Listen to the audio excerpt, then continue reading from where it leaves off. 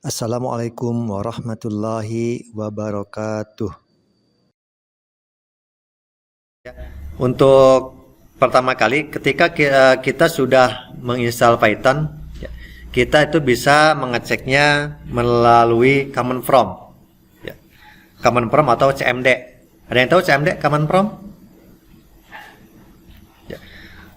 Untuk membukanya, kalian bisa mengetikkan dengan cara menekan Windows R. Nah, sehingga muncul seperti ini.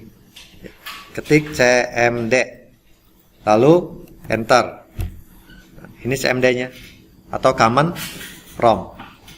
Untuk mengetiknya untuk mengetik untuk memeriksa Python kita sudah terinstall atau belum, bisa diketikkan Python min version.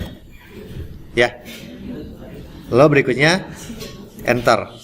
Nah, berarti kalau di sini sudah muncul Python 3.13.7. Berarti ini di komputer kita sudah terinstall aplikasi Python.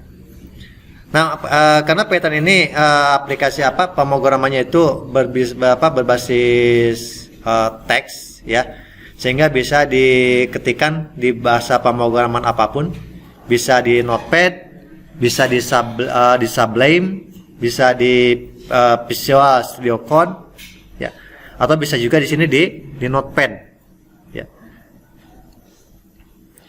Di sini atau bisa juga di sini di command prompt. Yang penting nanti kalian ketika akan menyimpan file namanya adalah .py. Kita menggunakan atau kita buka aplikasi Python-nya dengan cara di sini bisa diklik start. Kalau di sini misalkan ada muncul, tinggal diklik yang ini idle Python. Idle Python. Tapi kalau tidak ada, bisa diketikkan seperti gini. Ketik Python.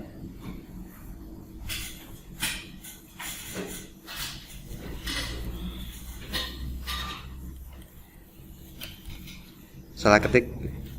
Nah, ini klik Python, maka sini akan muncul. Kalian di sini ada yang Python 3.13, ada yang idle, ada yang Python modul, ada yang Python. Nah, kalau ini Python AMD ini XC, berarti yang kalian pilih adalah yang ini, yang idle. Itu. Diklik.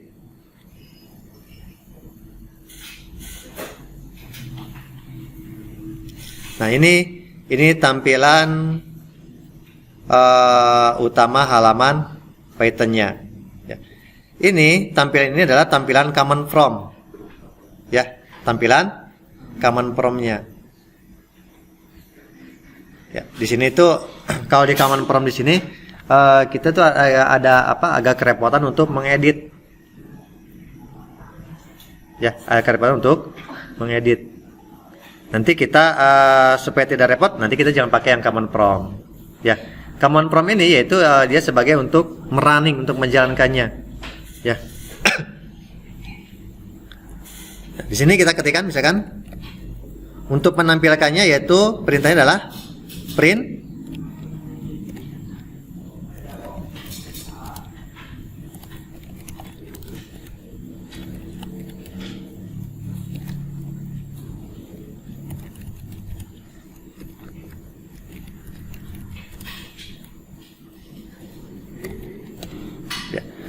print diawali kurung buka double kutip selamat belajar bahasa pemrograman Python. Kalian mau pakai kutip tunggal boleh, mau pakai double kutip juga boleh. Ini ketika dijalankan, ketika di enter maka akan menghasilkan itu selamat belajar bahasa pemrograman Python. Nah, di sini kita kalau mau memperbaiki atau menambahkan tidak bisa. Nggak bisa ditambahkan. Dia hanya satu kali ketik, satu kali running. Repot nggak? Repot ya. Nah, Itu. Jadi kalau ada error, ya kita harus ketik lagi. Print. Ya, double kutip. Nanti apa yang akan ditampilkannya? Seperti itu. Ya. Ini kenapa? Karena ini adalah di tampilan atau di mode command prompt. Nanti kita untuk belajar ngoding, kita tidak pakai mode command prompt. Ya. Ini pengenalan saja buat kalian. Ya. Itu. Misalkan ini ya, kalau ini kita langsung menampilkan. Ya, kita langsung menampilkan. Kalau misalkan mau pakai variabel, misalkan nama sama dengan double kutip, misalkan namanya, ya, ada nggak tampilannya? Kenapa tidak ada tampilan? Karena kini di sini kita belum membuat perintah untuk menampilkan. Perintahnya adalah print dalam kurung nama, lalu enter, maka muncul itu. Ya. Kalau yang atas, yang ini kita tidak memakai variabel, langsung mengetikkan di perintah menampilkannya. Ya. Nah sekarang yang ini, yang contoh yang kedua, yang ini, ya, yang ini kita menyimpan di dalam sebuah variabel yaitu nama. Ya. Lalu di sini dipanggil print nama, maka muncullah di layar adalah ya ini tulisannya. Ya, seperti itu. Oke ya, ini untuk menampilkan tulisan atau string. Kalau untuk menghitung, misalkan print 20 ditambah 30. Ya. 20 kurung buka tanpa menggunakan double kutip atau kutip tunggal. 20 ditambah 30. Lalu enter. Kita lihat hasilnya ada 50. Tapi kalau mengetikkannya seperti gini, print 20 ditambah 30. Hasilnya adalah akan tetap ya, hasilnya akan tetap 20 tambah 30. Enter. No. Jadi bukan hasil penjumlahan. Kenapa? Karena di yang angka yang kedua ini yaitu menggunakan double kutip atau diapit dengan double kutip. Sehingga dia akan dideteksi atau akan anggap sebagai tag, walaupun yang dimasukkan adalah angka bilangan. Ya, itu.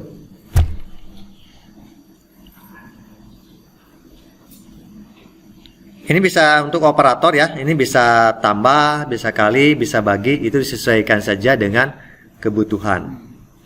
Ya. Yang jelas di sini bagaimana caranya untuk menampilkan tulisan di layar. Ya, yaitu kita menggunakan dengan perintah print. Ya. Kalau nggak pakai double kurung, dalam kurung bisa nggak? Print double kutip nama saya, double kutip lagi, bisa tidak? Ya, bisa. Ya, tidak bisa ya. Jadi harus diapit oleh kurung buka dan kurung tutup. Nah kalau seperti ini, syntax error, missing parenthesis in call to print. Did you mean print? Nah jadi ini tidak bisa memanggil perintah print. Ya. Kamu membutuhkan print kurung buka titik-titik lalu kurung tutup. Kita coba lagi. Print kurung buka nama saya. Jadi ini untuk melihat yang benar yang mana, yang error yang mana. Ya. Enter. Sama. Untuk string ya, untuk teks itu harus dipakai diapit oleh double kutip atau kutip tunggal. Kalau tidak pakai ya seperti ini, syntax error. Invalid syntax, perhaps you forgot a comma. Ya. Kita coba lagi. Kurung buka, kutip tunggal. Nama saya. Enter. Muncul. Ya. Itu ya. Jadi untuk penulisan string teks ya, rumusnya yaitu ya, print kurung buka double kutip atau kutip tunggal lalu isi teksnya. Itu. Seperti yang diceritakan tadi ya, ini kita tidak bisa memperbaiki lagi yang di atas. Ya misalkan ya ini diperbaiki, itu tidak bisa.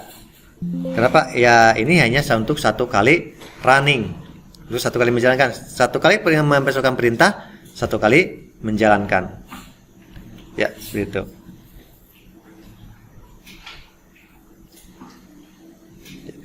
Ini untuk memasukkan tadi ya, untuk memasukkan string menggunakan variabel. Sekarang kita coba lagi ya untuk memasukkan menjumlahkan memakai variabel. Misalkan bill 1 sama dengan 20, bill 2, bill ini adalah bilangan ya, singkat bill 2 sama dengan 30. Nah sini jumlah sama dengan 20 ditambah 30. Kita cek ada hasilnya atau tidak? Ternyata masih belum ada hasil. Ya. Kenapa belum ada hasil? Karena kita belum memberikan perintah atau kunci untuk menampilkan. Ya. Nah, bagaimana supaya ada tampilannya? Ya, bagaimana supaya ada tampilannya? Ya, maaf, ini ada yang keliru ya. Jumlah sama dengan bill 1 ditambah bill 2. Enter. Ya. Tidak ada hasil. Nah, untuk supaya ada hasil, berikan perintah print dalam kurung jumlah. Nah, kalau di sini di jumlah di sini itu jangan pakai double kutip walaupun tulisannya adalah string. Ya. Kita coba apakah ini akan berhasil atau error? Ya, berhasil. Ya. Kenapa? Apa beda dengan yang tadi? Kalau yang tadi adalah string, kalau ini adalah variabel. Dan ingat ya. Ingat untuk variabel itu jangan ada spasi. Ya, jangan ada spasi, jangan diawali oleh simbol, jangan diawali oleh angka. Itu akan error. Ya. Kalau misalkan ini pakai double kutip, print jumlah double kutip. Nah, ini hasilnya nanti bukan hasil penjumlahan, tapi adalah tulisan jumlah sendiri. Ya, itu. Karena tampilan jumlah sendiri. Ya. Kita coba misalkan bill spasi 1 sama dengan 20. Udah langsung ya. Ketika kita tekan error juga langsung muncul pesan error, syntax error, invalid syntax. Kenapa? Itu ada spasi. Kalau mau dipisah, bill pakai underscore 1 sama dengan 20. Nah, itu benar. Ya.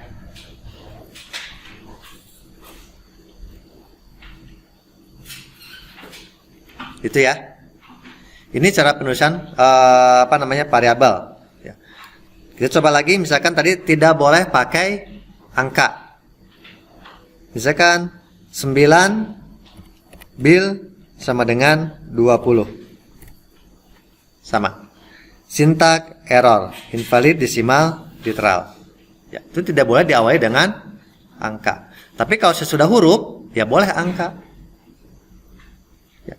Tadi tidak boleh pakai spasi, tidak boleh pakai angka. Kita buktikan bahwa variabel itu tidak boleh menggunakan simbol. Ya, kita misalkan pakai add bil 1 sama dengan 45. Sama. Muncul error. Syntax error, invalid syntax. Ya. Maybe you mean itu sama dengan 2 kali, sama dengan or titik 2 sama dengan. Ya. Jadi tidak boleh diawali dengan simbol. Pak, bagaimana kalau misalkan simbolnya di tengah? Bil 1 sama dengan 34. Sama error. Ya, tidak boleh mengandung simbol khusus. Yang dibolehkan hanya underscore. Kita coba bil pakai strip 1 sama dengan 56. Error juga. Ya. Yang dibolehkan adalah underscore. Itu cara penulisan variabel. Ya.